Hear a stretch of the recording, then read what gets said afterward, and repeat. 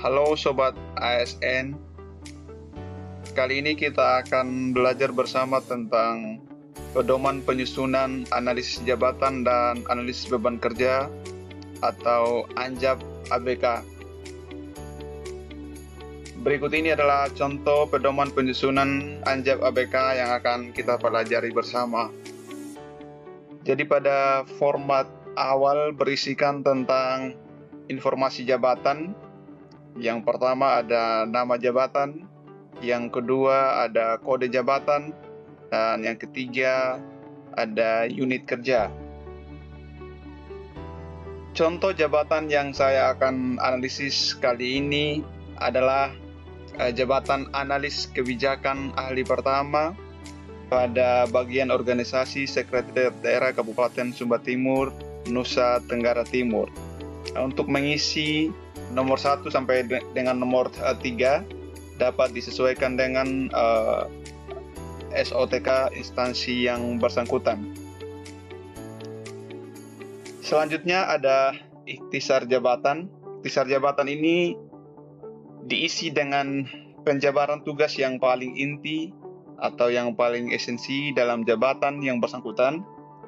Nah, untuk jabatan analis kebijakan ahli pertama dapat dilihat pada Permenpan RB nomor 45 tahun 2013 tentang jabatan fungsional analis kebijakan dan angka kreditnya di lingkungan instansi pemerintah, yang dapat dituangkan menjadi lebih spesifik, yaitu melaksanakan fungsi kebijakan dan fungsi rencana kebijakan melalui identifikasi, formulasi, penyampaian, dan mengevaluasi hasil analis kebijakan.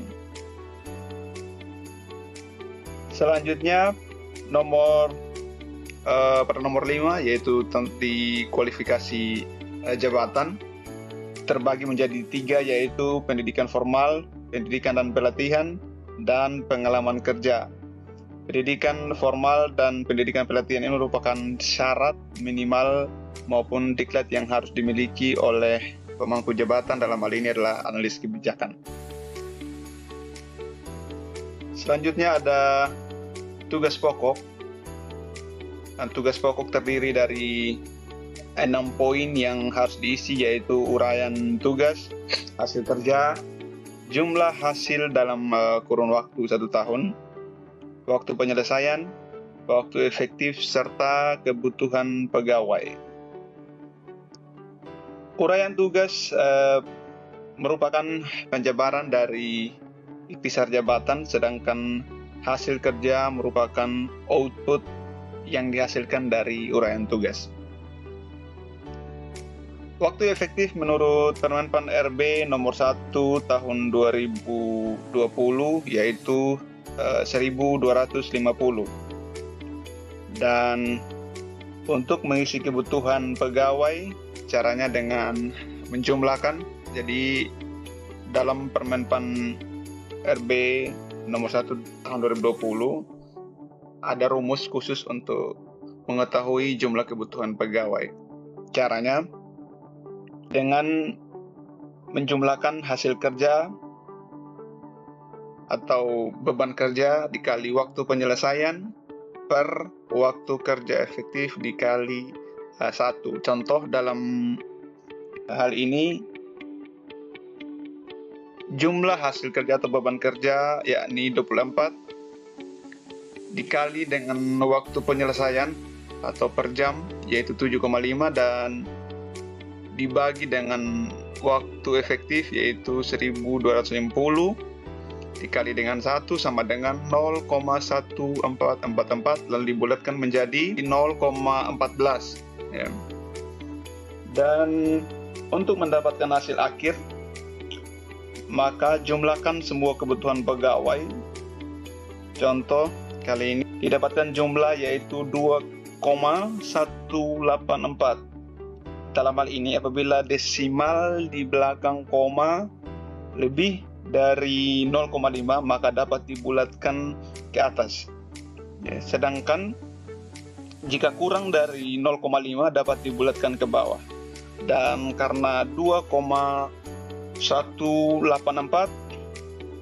adalah kurang dari 0,5, maka dibulatkan ke bawah menjadi 2. Maka kebutuhan pegawai analis kebijakan ahli pertama adalah 2 orang.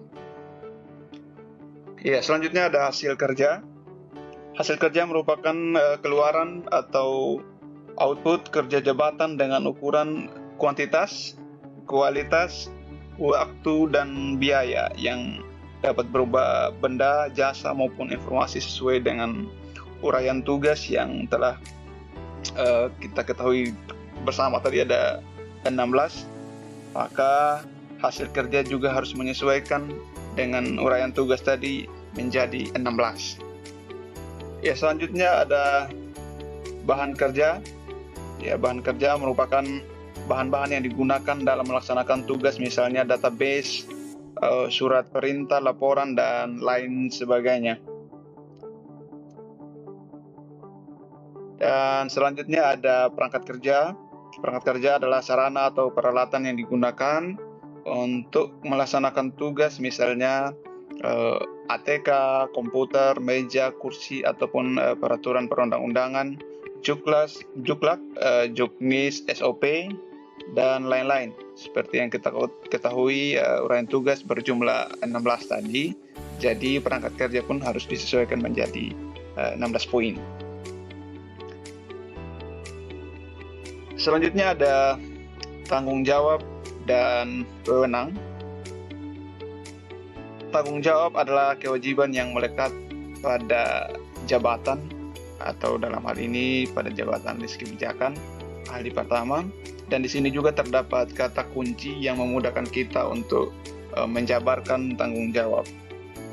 Ya, dan wewenang merupakan hak pemegang jabatan untuk mengambil keputusan.